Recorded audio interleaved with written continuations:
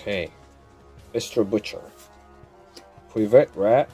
2000 Defense. Disc Magician. Kiminari Attack. Roaring Ocean Snake. Thunder Dragon. Very nice card. Blue Wind Crow. Elegant Egotist. Oh! Φίλε τώρα, τι έγινε εδώ πέρα. Λοιπόν, Thousand Dragon QCR. Έχεις πολύ ωραία καρτούλα. Φίλε, δέστε με τώρα πως λάμπει εδώ, Πολύ ωραία καρτούλα. Διαμαντάκι. Thousand Dragon. Ωραία κάρτα. Λάμπει σαν τρελή. Λοιπόν, συγγνώμη τώρα Magician of Faith και Thunder Dragon, αλλά ο φίλος μας πάει εκεί. Καλά, εντάξει.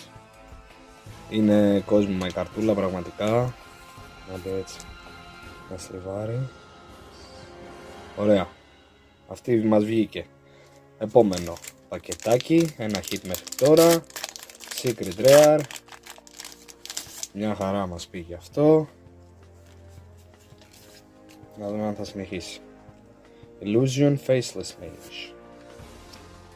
Mushroom Man. Electric Lizard. The Unhappy Maiden. Labyrinth Tongue. Θα θυμάμαι αυτό από Duelist Kingdom με τους Paradox Brother. Tangio. Dragon Piper. Ξανά. Elegant Egotist ξανά. Και πλάκα κάνεις. Ρε φίλε. Πώς γίνεται αυτό? Παιδιά, όπα λίγο. Τι έγινε εδώ τώρα?